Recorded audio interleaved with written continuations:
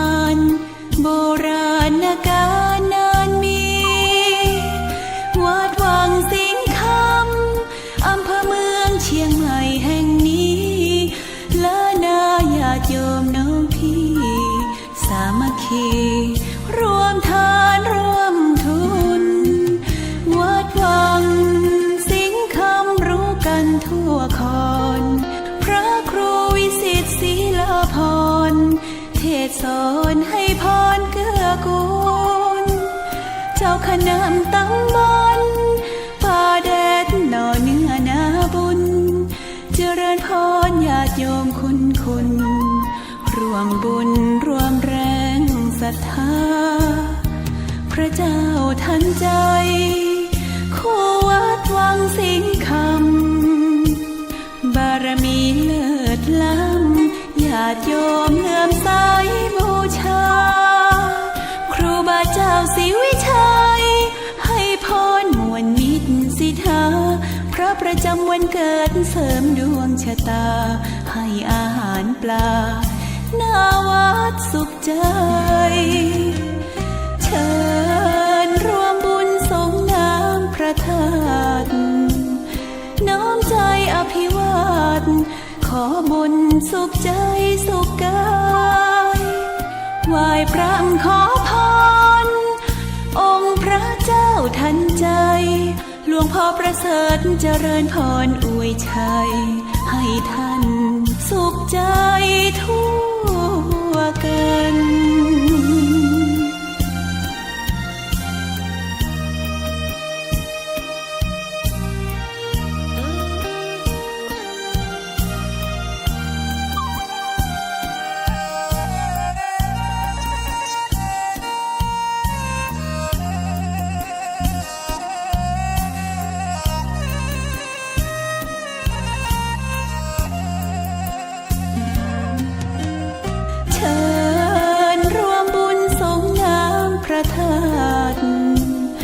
น้อมใจอภิวาท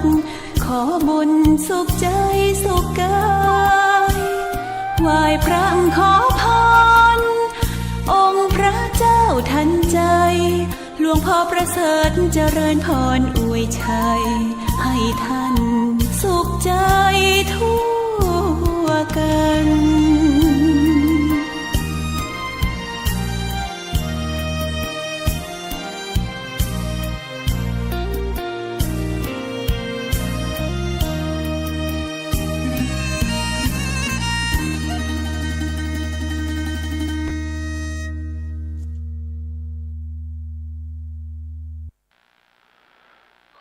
ยกมือ10 นิ้วกราบนอบน้อมอย่างพระติรัตนแก้วเจ้าตั้ง3 ประการอันมีพระพุทธเจ้าพระสัทธรรมเจ้าพระสังฆเจ้าอันเป็นสรณะที่เปิ่งที่เคารพนับถืออันสูงสุดในชีวิตกราบคารวะแตบไตรไวสาปุญญาปารมีธรรมที่ปรึกษาเจ้าคณะภาค7พระเดชพระคุณหลวงพ่อท่านเจ้าคุณพระเทพโกศลที่ปรึกษาเจ้าคณะภาค7เจ้าอาวาสวัดศรีโสดาพระอารามหลวงพระเดชพระคุณหลวงพ่อท่านเจ้าคุณพระธรรมเสนาบดีรองเจ้าคณะภาค7เจ้าอาวาสวัดพระบรมธาตุเจ้าดอยสุเทพพระเดชพระคุณหลวงพ่อท่านเจ้าคุณเจ้าคณะจังหวัดเชียงใหม่พระเดชพระคุณหลวงพ่อท่านเจ้าคุณพระราชสิงหวรมุนีรองเจ้าคณะจังหวัดเชียงใหม่เจ้าอาวาสวัดพระสิงห์วรมหาวิหารจังหวัดเชียงใหม่ตลอดจนพระมหาเถรานุเถระ เจ้าคณะพระสังฆาธิการภิกษุสงฆ์สามเณรจุตนจุองค์ด้วยความเคารพเจริญสุขเจริญปอนปออกไม่ออกสถานบุญสันนิบันตันเข้าจุหนุ่มเท่าใจยิงวันนี้ก็ขอน้อมต้อนรับทุกท่านเข้าสู่รายการมรดกธรรมกำเมืองทางสถานีวิทยุกระจายเสียงพระพุทธศาสนาแห่งชาติและสังคมคลื่นเพื่อการศึกษาพระพุทธศาสนาและวัฒนธรรมออกอากาศที่สถานีวิทยุวัดฝ่ายหินตำบลสุเทพอำเภอเมืองจังหวัดเชียงใหม่ในระบบคลื่นความถี่ FM 104.50 เมกะเฮิรตซ์สถานีวิทยุวัดหนองกายตำบลสันปะยางอำเภอแม่แตงจังหวัดเชียงใหม่ออกอากาศในระบบคลื่นความถี่ FM 99.75 เมกะเฮิรตซ์สถานีวิทยุ CM77 วิทยุอินเทอร์เน็ตล้านนาออกอากาศในระบบคลื่นความถี่ FM 97.5 เมกะเฮิรตซ์สถานีวิทยุพระพุทธศาสนาจังหวัดเชียงรายออกอากาศในระบบคลื่นความถี่ FM 99.50 เมกะเฮิรตซ์พร้อมนี้ก็มีวิทยุชุมชนเสียงตามสายห่อกระจายข่าวตลอดจนพี่น้องญาติโยมสาธุชนที่รับฟังสัญญาณอยู่ต่างอินเทอร์เน็ตรายการนี้ดำเนินโดยอาตมาภาพพระครูวิสิตศรีลาภรณ์เจ้าคณะตำบลป่าแดดเจ้าอาวาสวัดวังสิงห์คำตำบลป่าแดดอำเภอเมืองจังหวัดเชียงใหม่เป็นผู้ดำเนินรายการก็ได้น้อมนำสารธรรมคำสอนแบบพื้นบ้านล้านนาในรายการมรดกธรรมกำเมืองมาพบมาปะญาติโยมสาธุชนเป็นประจำกู้วันก็เจริญปอนญาติโยมทั้งหลายตั้งอกตั้งใจสดับรับฟังต่อไปณโอกาสบัดนี้ยกมือ10 นิ้วกราบนบน้อมยังพระติรัตนแก้วเจ้าตั้ง3ประการอันมีพระพุทธเจ้าพระสัทธรรมเจ้าพระสังฆเจ้าอันเป็นสรณะที่เพิ่งที่เคารพนับถืออันสูงสุดในชีวิตกราบคารวะแตบไตไวสาปาลมีธรรมพระมหาเถรานุเถระเจ้าคณะพระสังฆาธิการภิกขุสงฆ์องค์สามเณรจุตนจุองค์โดยความเคารพเจริญสุขเจริญปอนปออกไม่ออกศรัทธานาบุญสันนิบันตันเข้าจุหนุ่มเท่าใจยิงก็ขอน้อมต้อนรับทุกท่านเข้าสู่รายการมรดกธรรมกำเมืองและสารธรรมกำเมืองตั้งสถานีวิทยุกระจายเสียงพระพุทธศาสนา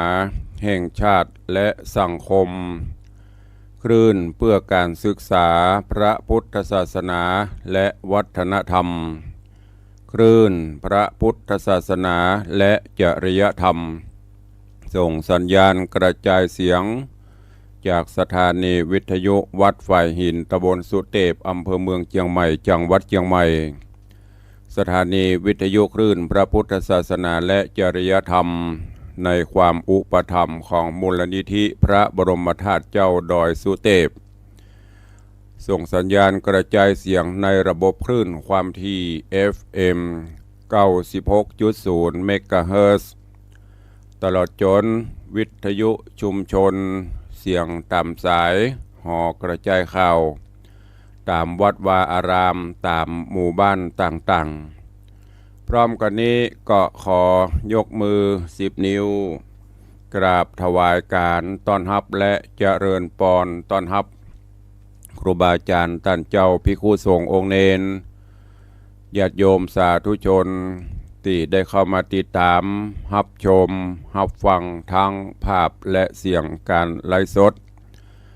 ตั้งสถานีมรดกธรรมวัดวังสิงห์คำต่างธรรมะคลายเครียดต่างเฟซบุ๊กไลฟ์ของธรรมะภาคเหนือต่างเฟซบุ๊กไลฟ์ของแสงธรรมส่องใจต่างเฟซบุ๊กไลฟ์ของ อาจารย์พระครูสมุวิสุวัตรวรกิโจตลอดจนต่างหน้าจอ Facebook ไลฟ์ของ FC แฟนรายการทุกท่านที่ได้เข้ามาแล้วก็ได้กดแชร์เสียงธรรมแชร์เสียงบุญนี้ไปยังกลุ่มเพื่อนๆ ของทุกท่านตัวเองรายการนี้ดำเนินโดยอาตมภาพพระครูวิสิทธิ์ศรีลาภรณ์เจ้าคณะตำบลป่าแดดเจ้าอาวาสวัดวังสิงห์ค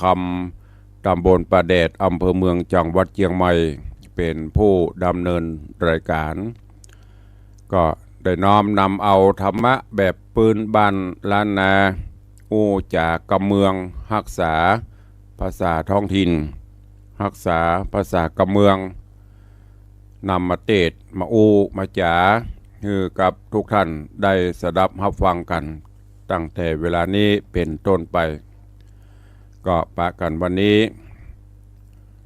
เหลียวพอตั้งต้องฟ้าก็อึมครึม อาจจะมีฝนตกเป็นบางที่บางแห่งบางที่ก็หมอกเหมยอากาศก็เย็นสบายขอคือวันนี้เป็นวันความแห่งความสุขทุกท่านเนอะบางท้องก็กินข้าวน้ำข้าวง่ายบางพ่องก็กินข้าวน้ำข้าวตอนก็ปฏิบัติกิจภารกิจหน้าที่ต่างๆของทุกท่านด้วยความราบรื่นเรียบร้อยดีงามสำเร็จผลทุกประการจะไปทางใดที่ไหนก็ขอให้มีความสุขถึงจุดหมายปลายทางโดยสวัสดิภาพเข้ามาสู่หัวใจของรายการพระธรรมเทศนาปืนเมืองเหนือติตุลุงได้นำมาเทศให้ญาติโยมทั้งหลายผ่านไป7 ตอน7 ผูกในเรื่องของเตโจยาโมธรรมะข้อคิดในด้านการครองบ้านครองเรือนในด้านการอยู่ร่วมกันโดยเฉพาะสถาบันครอบครัวอันเป็นสถาบันหลักที่จะก้าวไปสู่สถาบันระดับหมู่บ้านระดับอำเภอจังหวัดประเทศชาติจะทั้งถึงระดับโลกถ้าเป็นดินกีก็คืออิฐหรือดินกีก้อนแรกถ้าสถาบันครอบครัวมีความฮักใคร่กลมเกลียวกันอยู่ด้วยกันด้วยความสุขบานบั่นใจช่วยกันช่วยกันหาช่วยกันทำมาหากินช่วยกันสร้างครอบครัวจนมั่นคงแข็งแกร่งอย่างอื่นก็จะตวยมาแต่ถ้าสถาบันครอบครัวมันโครงเครงมันบ่มั่นคงจักตีนวิดหัวจักหัววิดตีนผัวก็บ่เข้าใจเมียก็บ่เข้าใจผัวอู้จาอันยังกันก็บ่ม่วนปรึกษาหารืออันยังกันก็บ่ได้มันก็จะพ่วงไปถึงลูกถึงเต้า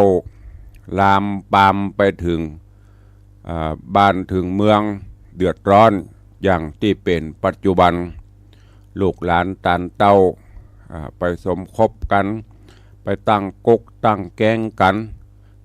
ถึงแม้นสถาบันการศึกษาจะมีนักป่านใดสถาบันดังๆจะนักป่านใดก็ยิ่งมีแต่ปัญหามีแต่เรื่องมีแต่ราว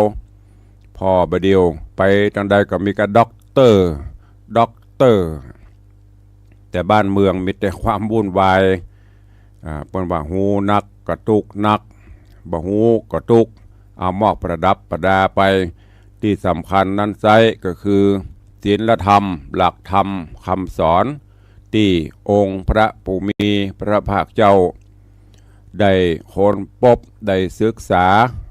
ได้ลองมาละหลายๆเรื่องจนหันว่าเป็นสิ่งที่ดีเป็นเพราะฉะนั้นศีลธรรมอย่างที่ได้เคยอู้ที่หลวงพ่อพุทธทาสเพิ่นได้กล่าวไว้ตราบใดคราใดที่ศีลธรรมไม่กลับมาโลกหรือโลกานี้ก็จะวินาศไปสิ่งเหล่านี้ก็เกิดขึ้นดังที่ปรากฏแก่เฮาเจ้าข้าทั้งหลายบางท่านบางคนก็มาคิดว่าโอ้ยุคนี้สมัยนี้ ศีลธรรมมันเสื่อมนะอันนี้เป็นการอู้แบบเข้าข้างตัวเก่าศีลธรรมหลักธรรมคำสอนก็อยู่ในตำรับตำรา ถ้าเฮาบ่นำมาปฏิบัติมันก็มีอย่างเกิดขึ้นมีประโยชน์นะฟังแล้วต้องเอามาปฏิบัติตัวเองแล้วก็วินิจวิเคราะห์เองว่าเมื่อเฮาปฏิบัติตามศีลตามธรรมแล้วสิ่งดีๆมันจะเกิดขึ้นเนอะก็ฝากไว้กับทุกท่านตัวเองวันนี้มาฟังกันต่อในเรื่องของเตโจยาโมซึ่งลำดับลำดาในตอนที่แล้วก็มาถึงตอนที่แผนการทดลองความไว้เนื้อเชื่อใจความซื่อสัตย์ระหว่างผัวเมียอยู่ด้วยกันแป๊ดหูแป๊ดตากันยังซื่อสัตย์ต่อกันก่อหรือว่าแป๊ดหูแป๊ดตากันไปหน่อยบ่ซื่อบ่ใส่ต่อกันอย่างที่เขาว่าลงเฮือนไปก็เป็นเบาลงเฮือนไปก็เป็นสาวอันนี้ใจบ่ได้ต้องลงเฮือนไปก็ต้องไว้ใจกันต่อหน้าก็ดีรับหลังก็ดีต้องมีความซื่อสัตย์ต่อกันเนอะระหว่างเตโจกับยาโมซึ่งเตโจกับจันตาเป็นกู้ผัวตัวเมียบนห้องว่าผัวแก้วเมียแสงอยู่ด้วยกันมีแต่ความสุขบานหวานใจและระหว่างกู้ของยาโมกับมลิกาเป็นผัวเพศเมียผีอู้กันดีๆถึงได้3 กรรม 7 กรรมพิษหัวกันในตอนนี้มาถึงตอนที่จะทดลองความซื่อสัตย์ลองใจเมียอีกเถอะเตโจกับเตโจกับยาโมมาปรึกษากันเซียวยาโมเตโจปรึกษากับยาโมว่าเซียวค่อยหูว่าเมียเซียวเนี่ยซื่อกับบ่ซื่อจริงจังจริงใจต่อกันไหมเอาจะเขาจะทดลองเซียวเอาปืนนี้เนอะไปไว้บ้านท่านก่อนปืนยิงนกยิงหนูนะเจ้ปืนฆ่าคนนะลองเอาไปไว้แล้ววันพุธข้าจะไปเขาแต่งจวนกันไปป่าไปอย่างวางแผนกันตกลงถึงเวลาตึง2กับมาปากันโดยเฉพาะเตโจก็ไปหายาโมแล้วก็ขออนุญาตมลิกาว่าจะปากันไปล่าสิงสารล่าสัตว์เก่งกวางฟันอย่างตำป่าหมูป่าอย่างมูนี้เพื่อเอามาทำอาหารการกินเมินล่ำได้ไปแล้วก็เริ่มแผนการปากันออกบ้านไปแต่แล้วก็ไปถึงในป่าไปนอนพักรอเวลาเพื่อมันมืดค่ำจนกระทั่งถึงได้เวลาเตโจก็บอกให้ยาโมไปพกไปลักทำมองไปลักเจ้าทำมองไปลักพอไปนอนบนห้องอย่างภาษาใต้นี่อย่างมันจะงงเหมือนกันเฮาอู้กำเมืองแล้วก็กำไทยเพิ่นว่าจะลืมไปแอบดูไปลักพออยู่ตีจอกตีแจงเฮือนมันจะหูน้อยๆแต่ก่อนมันจะเป็นบ้านปูนมันเดียวเนาะเป็นตูบเป็นปังไปพกพอเหรอแล้วก็ข้าจะเริ่มแผนการจากนั้นเตโจก็แต่งแปรงผมปุงฝีฟูงไฟแปรงตาเพียเข้ามาที่บ้านมาบอกคือกับมลิกาว่าโอ้ข้าขอแสดงความเสียใจตัวเนอะเดี๋ยวนี้มีละภายหมีปเสียวข้านากะเตโจยาโมเดี๋ยวนี้โดนหมูป่าครบตายละไปพกยิงหมูยังมาตายเตื้อฟังล่นเข้าไปหาบอกจะได้กำฟัง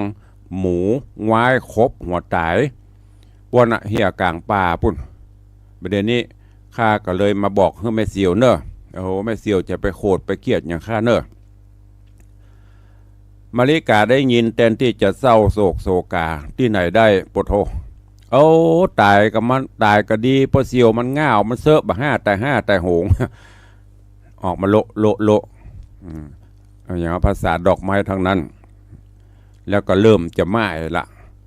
ไม้มาตังเตโจว่าโอ้มาก่อนนี้ถ้าเขาเอาเตโจเขาก็สบายละ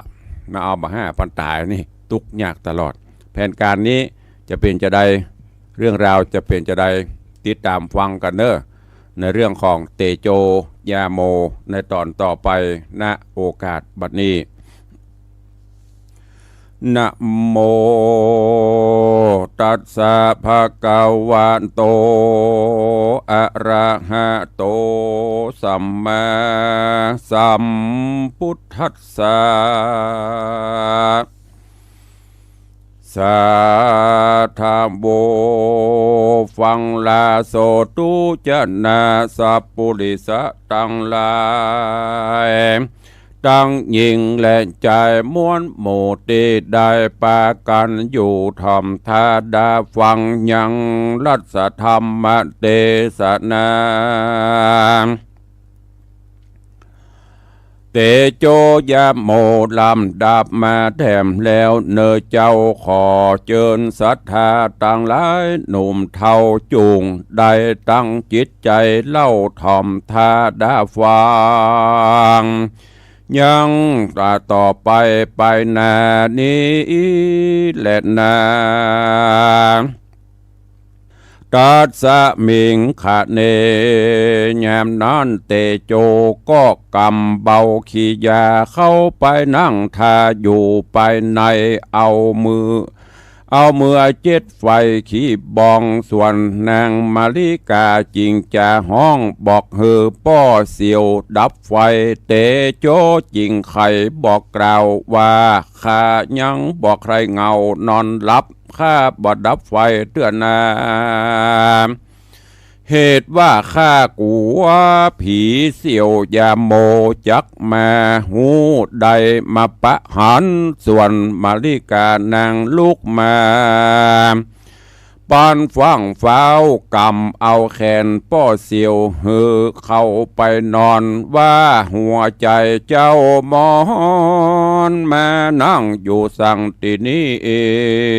งการหมูคบกาบกันผัวคามันบ่หอนจากปิกคืนมาเล็ดนะป้อเสียวเฮยแย้มนอนนาเลยเตโจก็เอามือสะเตโจก็เอามือจากผ้านุ่งนางออกเสียเหลือแต่ตัวเปล่าใดจนหลอนส่วนนางบ่ยินเดือดฮ้อนและบ่หอนยินอายว่าเถิงจักตายกับโดยพ่อเสียวคนดีแห่งข้าก็เหมือนว่าข้าได้คืนสวรรค์จันทร์ฟ้านับเป็นหน้าบุญแห่งข้า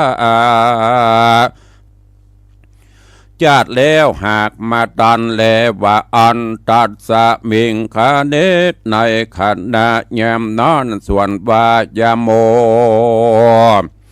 ตนเป็นผัวแห่งนางพกอยู่ดูนอกฝาก็หันกับตาทวนทีว่ามาริกาเมียกูนี้ถอยจังไรภายอยู่ไหนบ่หูใจนางจอบสู้ตันแหมากล่าวจานินตาผัวขินจะจำดูหมินดูแควนแม่หญิงปากแบนหน้าผากลอกเป็นหญิงสอกกอกใจดำปากบ่เป็นธรรมใจบาปบ่สุภาพธรรมดากำปากจะแสบไม่ยิงบาปใบไรพระญาใจยาโมผัวอยู่นอกฝาพกพอเป็นดังอีหนอเมียแปงมาเสียแห่งได้สมสู่ได้ห่วมอยู่แต่เมินมาตามธรรมดาว่าไว้ก็หักมาได้แก่ตัวกูมีศัตรูก็คือว่าเมียฮักเมียใจยักก็ยังมีอันเมียดีก็เหมือนดังแม่เถิงหนุ่มและแก่ก็เหมือนกันนางมาเนี่ยฮือหันต่อหน้าไผจักหอนว่าเมียดียาโมดลับลีอยู่ไปนอกผู้พอเล็งหัน ก็จำชื่อไว้ว่าอย่าได้ไว้ใจโหนตังอย่าได้หวังใจตนจ้างอับจนแก่ตัวพอหันเตโจเสียวจุภการนั่นแหละนะรัตติญาคืนนั้นรุ่งแจ้งส่วนยาโมก็แต่งแสงกลับคืนมากล่าวเรียกร้องหาว่าดูรามาเลกาน้องเมียขินยังลับบทตื่นกานายหรือว่านางลับเด็กจริงลูกควายหรือว่านอนสบายลับตาอยู่จริงลูกขึ้นมาเต้อนางน้องน้าเอาลูกปอคุณหมวดดำสายในลำเม็ดน้ำกลางตัวก็มาเจ็ดลงนอนกลางสากรน้ำกวางแย้มนอนฝูงคนเจ้าบ้านเปิ้นเอากันมาตักน้ำอาบน้ำกินฝูงหมู่คนยินมาจมมาด่าว่างัวควายห้าตายหงป้ากันลงน้ำขุนเสียงคนพอเลี้ยงบ่มีกาเขาสั่งมาตาบอดตาลมคนก็มาด่าจมมิลายปล่อยเอางัวควายมากวนน้ำง่าวใบลำบ่หันบ่เคยหันไหนเปิ้นมาตักน้ำกินน้ำอาบน้ำคุติ้วหาบเป็นอาเจียนคือได้มากินน้ำเยี่ยวงัวควายกูเจนกูจาดดูหมินประมาทเจ้าเมืองว่าอ่าน เอกะขามังตีนันยังมีบ้านหนึ่งใส่ชื่อได้ว่าบ้านสวนดอกอยู่หนวันออกเมืองกาสีกาละนั่นยังมีลูกหญิงแม่ไม่เป็นจ้างได้คอหุเป็นจ้างได้ต่อหูกนางมีลูกหญิงเดียวชมจะเหลียวอ่อนอ้อยนางนาดน้อยอายุได้16 ปีเป็นนารีจบกันต่อหูกปกปักต่อเป็นรูปลวงลายปักเป็นสายดอกไม้นางเนื้อได้จุอันชื่อว่าฟองจันหนุ่มน่าเอามีบันนะสังแงใส่ซองบ่เอวขึ้นลองบานไผ่บ่คบคนใดแม้เป็นกูนางงาโอดอยู่กระทำการด้วยใจบานบอดละมีธรรมะอยู่ในใจในขณะยามนั้นแล้วเตโจและยาโมเข้าไปรอดอยู่ยังจอดแป่งปางใกล้เฮือนนางนาไทยอยู่หนไตหิมโปงมีจิตประสงค์ไข่ไปเอวใครหันสาวแถวฟองจันจะเล่นนา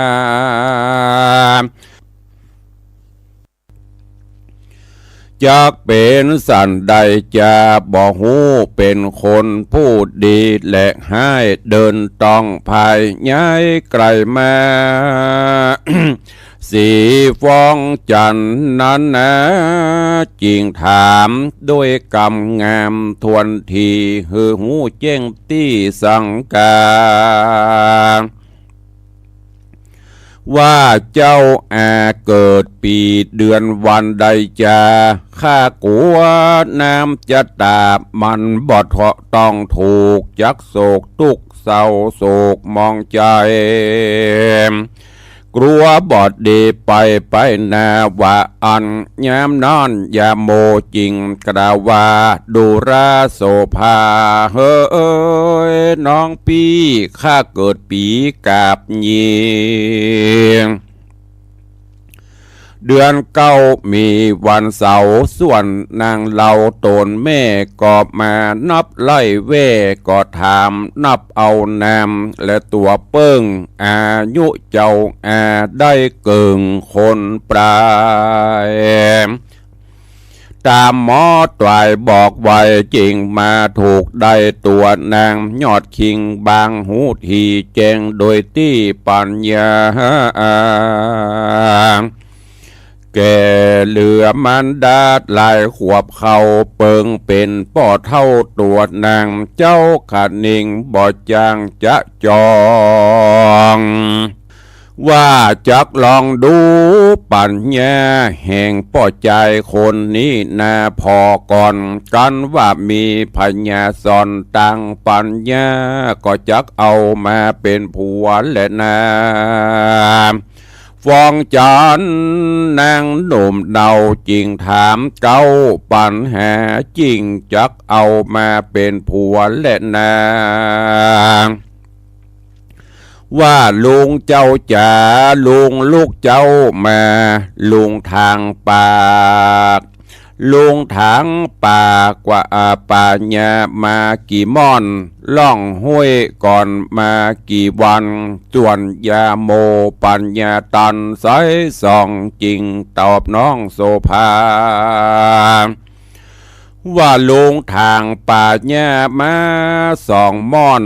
ล่องห้วยก่อนมา2 วันจริงมาปะหันจ้างสารกินใบบานไม้แห้งอยู่ในหมู่แหล่งลวงลายลุงจิ้งภายเข้าภายออกขอบอกน้องเป็นสัจจังนางฟ้องจันจริงทำแถมเล่าว่าลุงเจ้าเลี้ยงตุเจ้าเลี้ยงตุพระกี่ตนเลี้ยงขยมกี่คนจ้ายาโมจริงเกว่าข้าเลี้ยงพระ6 ตนขยมบ่มีสักคนบัดนี้ละเสียแล้วจิ่งกาดแก้วหนีมานี้แหละนางจันตาฟองจริงทำปัญหาแถมเล่าว่าลุงเจ้ามาถึงกลางตางได้ปะขี้คร้าน3 จำพวกเก่าจาอันหนึ่งขี้คร้านกินอันหนึ่งขี้คร้านสวยล้างอันหนึ่งขี้ค้านอยู่3 จำพวกนี้จักได้แก่อันใดจ้ายาโมจริงแก่ตอบว่าขี้ค้านกินนั่นก็ได้แก่คนได้แก่มีอันใดก็กินเสียจนหมดเสียเสียงบ่ได้ส่งเข้าจังหันบ่อวงไว้กินไปนะบ่ได้กะตำบุญฮือตานสักเตื้ออันว่าขี้ค้านสวยล้างก็ได้แก่หูแต่กะตำบาปผิดศีลหัวผิดศีล5 ข้อหูแต่กะตำหูแต่กะตำตามละมนทินติด8 ตัวมันบ่มีวังสวยล้างสักเตื้อแลนะอันว่าขี้ค้านอยู่นั้นได้แก่สวรรค์จันฟ้าตาวติงสาจันตุสิตาจันยามาอันเป็นสถานที่อยู่อันสุขใจก็บ่มีคนใครไปอยู่หูแต่ตั้งไปสู่หม้อนรกและอบายอย่างเดียวอันนี้ได้ชื่อว่าขี้ค้านอยู่และนางเฮยนาง3 ถามปัญหาแถมเล่าว่ามีคน3 จำพวก1ดีแต่กินบ่จ้างไว้จำพวก1จ้างรับบ่จ้างนอนจำพวกบ่จ้างสอดบ่จ้างเอวจะคน3 จำพวกนี้จักได้แก่อันใดจ้ายาโมโอจริงมา กล่าวแก่ว่าจ้างกินบ่จ้างไว้นั้นได้แก่คนกระทำบุญแล้วบ่รักษาศีลฟังธรรมบ่ได้เสาะว่าหากินบ่ได้คิดการบ้านการเฮือนที่บ่จ้างห่างบ่เป็นได้อันใดมาก็กินหมดเสียงบ่จ้างบิดแบ่งปันภายจีนตัวบ่เอาไปหาป่าเปิ้นบ่เอามาสู่อันนี้แหละชื่อว่าจ้างกินบ่จ้างไว้เล่นนาจำพวกหนึ่งจ้างหลับบ่จ้างนอนได้แก่คนที่เอาหัวโตกหมอนแล้วก็พร่ำหลับไปว่าอันโดยที่บ่หูสั่งวาดสวัสดิยายมนไว้พระก่อนนอนบ่จ้างเมตตาภาวนาไว้พระเจ้ามันบ่กึดอ่านโดยประการสันใดอันนี้ชื่อว่าจ้างหลับบ่จ้างนอนจะแลนาจำพวกหนึ่งจ้างสอดบ่จ้างเอวคือได้แก่10 วันไหนเอว5 คนเท่า9 วันเอว5 คนหนุ่มอธิบายจุมว่า10 วันเอว5 คนเท่าไปฟูจะทำหายองกรรมไว้กรรมสาตั้งกรรมภาวนากุลวิเศษเอาไว้กับตัวอุปมาเหมือนแม่เพิงแมงปูเอาตัวอยู่สอดไส้บินสอดเสียวสะแวงหามเอาโจเอาจารถดอกไม้บุพาโจเยืองคนบ่จ้างแอวเสาะหาพญาปัญญาก็เหมือนกบเท่าอยู่แวดเฝ้าเก้าดอกบัวมันหูมันบ่หูตัวสักหน่อยปล่อยฮือแมงปูบินมาตอมจมเอาเกสรดอกเต่าลอยพุดหัวออกมาดูเจ้าว่าลอยพุดหัวออกมาดูจะไกวบ่หูให้ว่าหูดีว่าต้านมาฮับเอาโอจะลดดอกไม้โดยประการสันใดแลอันว่า9 วันเอว5 คนหนุ่มคือว่าไปเอวหาสู่ได้ฟู่อู้กันสอดใส่หาลัวหาไม้มา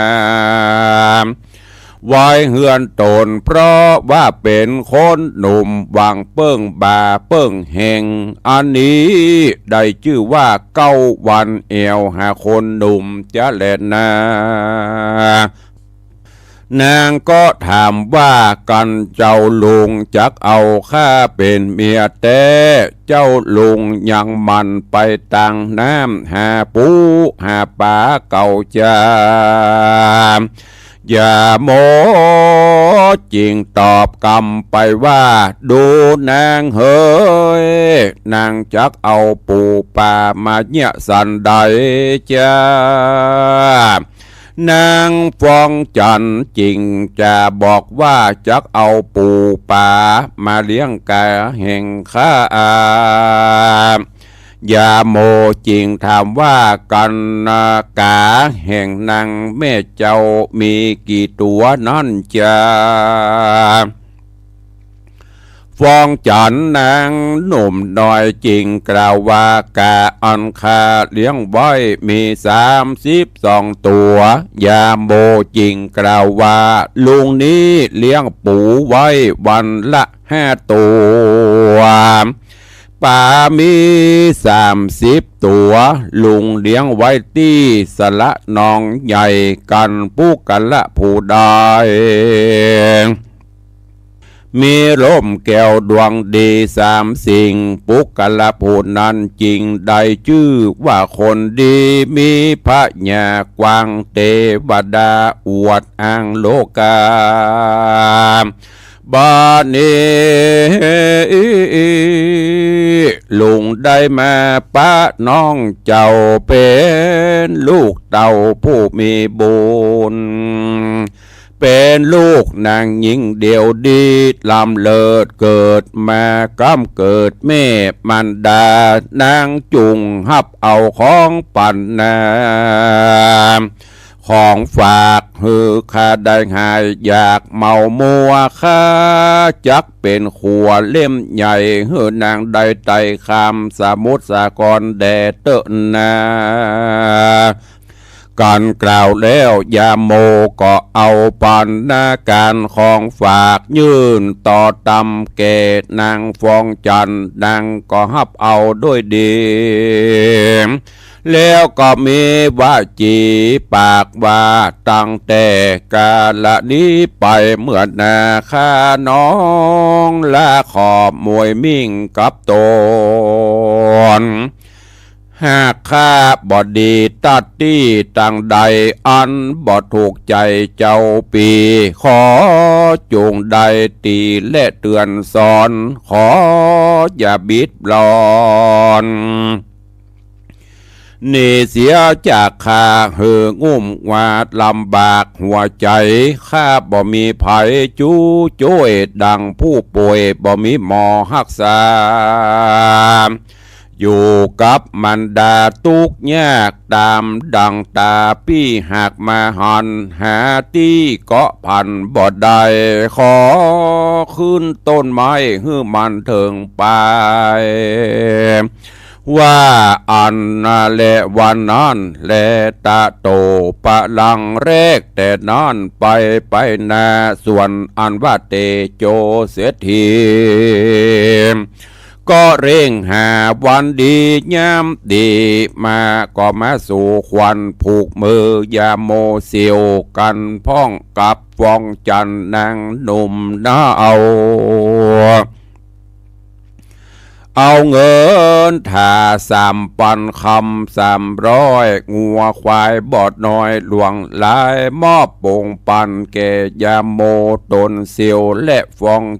จะและนางฟองจันนางเสียวน้องน้อยใหม่ก็มีวันนั้นแหละนะส่วนยาโมป้อแห้งบัดนี้นะมาได้ฟองจันสาวหนุ่มน้อยน่าจื่นจ้อยใส่สีอยู่กะอยู่กินยินดีกับกันจะจองสองผัวเมียพี่น้องบ่คัดคืนนางบุญยืนฟองจันน้องลามีพญาแก่กล้าเหลือใจฝูงวงใหญ่พี่น้องกลุ่มขึ้นลองน้องลงหาบ่มีโลกาเจ็บไข้เอากันได้3 ปีก็มั่งมีเป็นเศรษฐีเหมือนดังเตโจเสียวอันเกิดปีเดียวกันก็มีโดยนิยมพากันดังกล่าวมานี้แหละนะเนตตาขีญาอันใครกล่าวจาห้องเหตุจาวิเศษเรื่องเตโจยาโมแต่เก่าตราบต่อเต้าสุดไปนิยายธรรมอันเก่าฟังแล้วเราจำเอา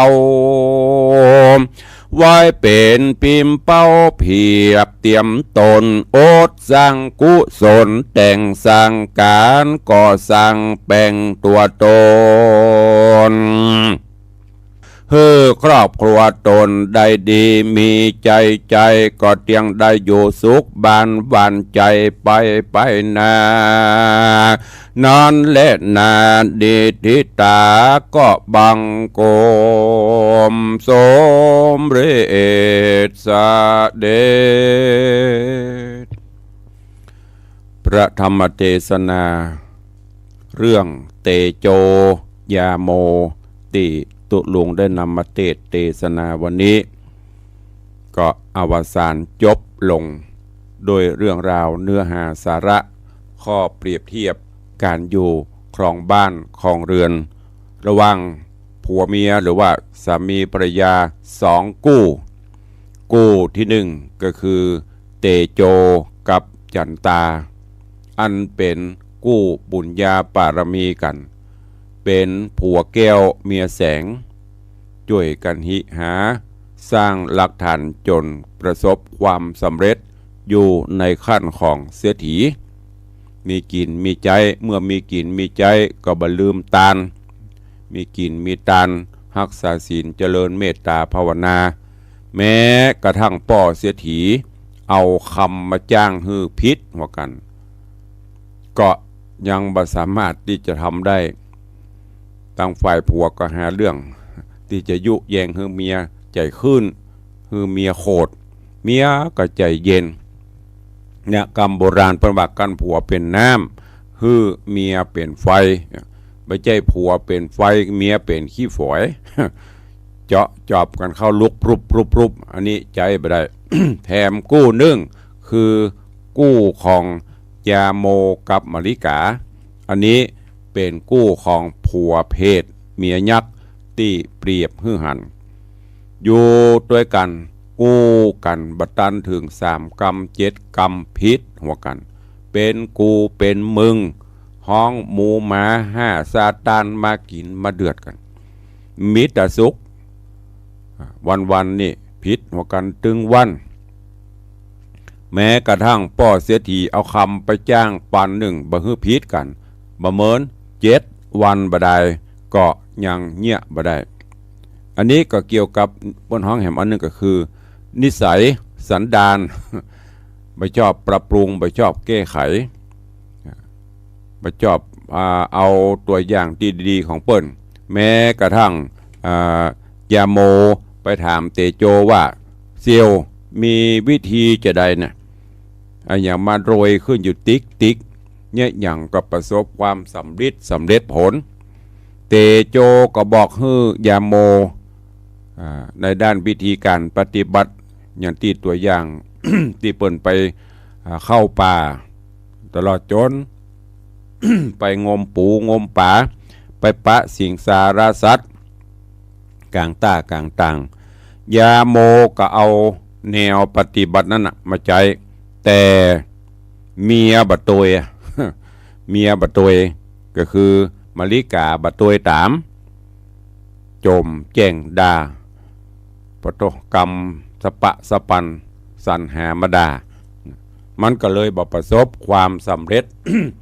เพราะนั้นญาติโยมทั้งหลายเหมือนอย่างปัจจุบันเนี่ยเราลองสังเกตพอเจ้าสัวกาอย่างกาตีเปิ้นดำเนินธุรกิจต่างๆนั่นเปิ้นประสบความสำเร็จมันเป็นเพราะอันยังบางเตื้อเปิ้นก็มาแถลงมาบอกฮือ เฮาก็ลองเอาไปคิดมันบ่ได้เต็มอย่างเปิ้นก็ได้สักเกิ่งเปิ้นก็ยังดีเจว่าบาพอบาก้วยบาสนยังสักอย่างมันเหมือนอย่างตีอันจันฟองจันถามปัญหากับยาโมก่อนที่จะตกลงโป่งใจอยู่ด้วยกันเนี่ยที่เปิ้นถามตะเกียก็คงบ่ต้องสรุปแล้วเนาะที่ถามเป็นอย่างเป็นข้ออันเนี้ยเป็นแนวทางแห่งการอยู่ร่วมกันได้เป็นอย่างดีเพราะว่าถ้าเฮาบ่ลงรอยกันเนี่ยอยู่ด้วยกันจะได้มันก็ตึงแบบประสบความสำเร็จอย่างยาโมกับมริกาเมื่อมันแบบประสบความสำเร็จก็ต้องเลิกลาล้างกันไปอันนี้เป็นวิธีที่ถูกต้องละบ่ต้องไปเหมือนข่าวเนอะขอคืนดีบ่คืนดีต่อกันไปฆ่าฟันบันแตงเปิ้นอันนี้ก็ใจบ่ได้เมื่อมันไปกันบ่ได้แล้วก็ต้องปล่อยวางปลดโปร่งไปปลดโปร่งปล่อยวางไปอย่างที่เปิ้นถามอย่างก็ข้อคิดปัญหาธรรมที่เปิ้นถามกันตะเกียโอ้แต่ละข้อนี่นะตั้งแต่ถามเดือนเกิดก่อนหลังแต่ก่อนนี้เปิ้นจะเอาปอใจแก่หรือไม่ยิงน้อยเพราะอย่างเปิ้นถึงเลือกฉะนั้นอย่างที่ฟองจันถามเหี่ยลุงเกิดปีหยังเดือนหยังเปิ้นเอามา สรุปมาถามมานี่ก่อนคนแตะกอนเพราะว่าคนเกิดเมินหันตะวันก่อนย่อมจะต้องมีประสบการณ์ยอมรับแต่คนประเดี๋ยวนี้มันบอกค่อยนี้เพื่อก็อย่างก็เก่พ่อเกิดเมินเก่พ่อกินข้าวอย่างเนี้ยไม่ได้ศึกษาพอฟองจันหูเอามาบวกลบคูณหารก็เลยว่าโอ้เปิ้นเจนเก่และแม่เขาก็รู้ก็แสดงว่าผ่านฮ้อนผ่านหนาวผ่านประสบการณ์อย่างมาหลายสิ่งหลายอย่างแล้วก็เปิ้นยังถามทางหญ้าทางป่ามากี่ม่อนล่องห้วยมากี่วันเปิ้นถามกันไปอย่างเลี้ยงตุเจ้ากี่ตนเลี้ยงขยมกี่คนถามเป็นปริศนาหรอถามไปจนกระทั่งถึงสุดท้ายอันเนี้ยญาติโยมต่างหลายสรุปง่ายๆก็คือความเข้าใจกันฮื้อเกียรติซึ่งกันและกันบางพ้องในโอถ้าตั้งครอบครัวอันเมียหรือว่าผัวครอบฝ่ายใดฝ่ายหนึ่งโรยหน่อยเมื่อใหม่ๆเข้าไม่ปรามันอยู่ด้วยกันก็ม่วนอยู่แต่พอมีเรื่องละหองละแหงจังพดออกมาละมึงมาอยู่ด้วยกูมึงมีอย่างมาพ่องเพราะถ้าเป็นเรียกว่ามันแกนพดออกง่อนพับๆเพียบๆมาหมับไม่เมีบเปิ้นมาได้หวังของมาอยู่ด้วยกันด้วยความฮักแล้วก็มาช่วยกันสร้างไม่ยิงก็ฮื้อเกียรติผัว ฮื้อเกียรติพอใจก็ฮื้อเกียรติเมียฮื้อเกียรติไม่ยิงอันเนี้ยอยู่ด้วยกันม่วนมีความสุขผัวเสาะหาเมียเก็บใจจ่ายที่เป็นประโยชน์ที่สำคัญก็คือน้อมนำเอาศีล5 ข้อมาประพฤติปฏิบัติก่อนจะหลับจะนอนเมื่อค่ำยามคืนต้องไหว้พระสวดมนต์จ้างรับบ่จ้างนอนอย่างเปิ้นถามตะเกียอย่างจ้างรับบ่จ้างนอน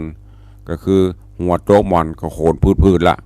ก่อนจะรับจะนอนบ่นึกถึงคุณพ่อคุณแม่คุณพระรัตนตรัยบ่ไหว้พระบ่สมถะบ่สวดมนต์บ่ภาวนาปุ่นยามเมื่อเป็นนั่นเป็นนี้เจนจะนึกถึงอันนี้ก็เช่นเดียวกันฝากไว้กับญาติโยมตลาตัวเองอย่างบางท่านบางคนนี่เมื่อ อยู่ดีมีสุขกินได้ไปเปลืองนี่บ่นึกวัดก็บ่เข้าพระเจ้ากำไว้กินตาลเนี่ยมาท้าถามหาปุ้น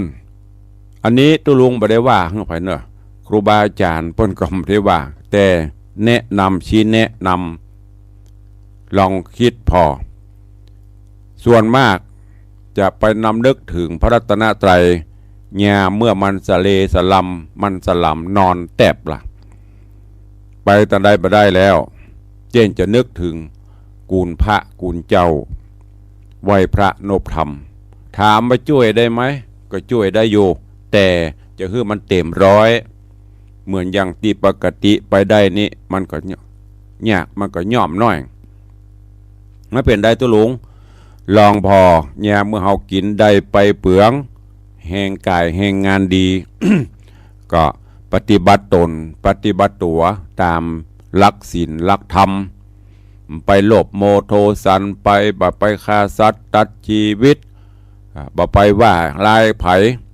วันพระวันศีลก็พักก็ย่างไปวัดไปวาไปจำศีลกินตาลปั้มเปงภาวนาถ้าเป็นทำนั้นก็คือการถ้าเป็นอย่างเครื่องยนต์ก็คือเฮารักษาเครื่องยนต์ดีบำรุงเครื่องยนต์ดีถึงเวลาถ่ายน้ำมันเครื่องก็ถ่ายถึงเวลาตรวจเช็คก็ตรวจเช็ค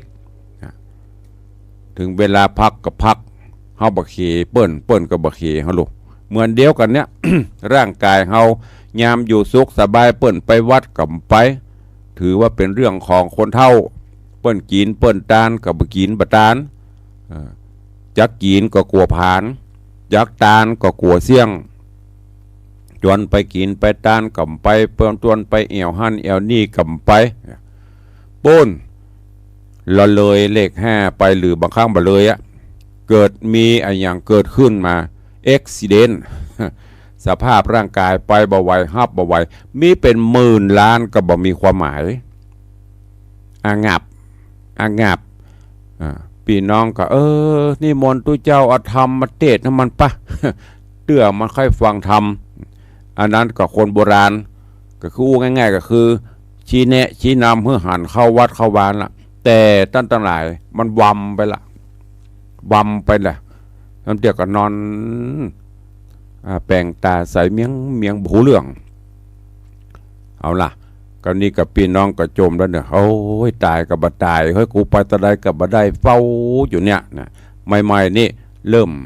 อินดูอยู่ที่เปรียบเทียบของหันก็คือลองสังเกตพออู้หอเงินดีวัดบาเจริญคนที่เปิ้นตายฉับพลันตันด่วนนะพี่น้องจะตกทุกโศกานี่เป็นธรรมดาและที่เราจะได้ยินโอ้อินดูมันตุลุงโวยล้ำไปมันตันได้ยุกได้ยาได้ยุกได้ยาพ่องก่อนยังแควนแต่ลองเราเปลี่ยนเมินกับมาถ้าเมินมาถ้าเป็นปีสัก3 เดือนนี่นอนเจอังเงียบพนาก็เดียวจะเปลี่ยนเป็นอินดูนะตายกับบ่ตายเฮ้ยไปตอนใดกับไม่ได้ไปแจ้งแล้วนะก็เนี่ยเพราะนั้นตัวเขาเนี่ยอัตตาหิอัตตโนนาโถ จ้างของเขาไปถ้ามีกู้มีกิมอย่างในธรรมเตโจยาโมอยู่ตัวกันเมื่อตกลงปรงใจกันช่วยกันช่วยกันหาช่วยกันกินช่วยกันตานไปเถอะถ้าเขาเกิดได้จะนี้เขาจะมีความสุขมีศีลมีธรรมศีลกับพระนักหนาป้าปั้นนะขอ5 ข้อก็เพราะแต่ละคนแต่ละครอบครัวนะถ้ามี5 ข้อเนี่ยม่วนโลกนี้ก็จะมีความสุขผัวนับถือเมียนับถือผัวสถาบันครอบครัวมั่นคงสถาบันอื่นๆก็จะดีขึ้นถ้าสถาบันครอบครัวโครงเครงนะเข้าประทับไปอย่างตู้เจ้าประทับไปขออย่าง ไม่ออกเดือน4 เดือน 5ขอเข้าสักอันถังเนอะปะโตไม่ไปได้ก็มันหมีมันเรียกอยู่ตัวกันพิษตัวกันตึงวันจะกินจะว่ายังมีแต่ถ้าพร้อมใจกันช่วยกันกันหาช่วยกันเก็บหอมรอมริบลูกเต้าเจียวฟังคำสั่งคำสอนพ่อแม่ผัวฟังเมียฟังผัวครอบครัวมีความสุขอันนั้นแหละมันก็จะลามไปถึงสังคมหมู่บ้าน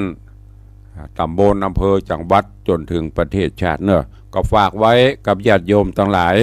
ในวันนี้ฟังแล้วเก็บเอาไปคิดพิจารณาเตโจ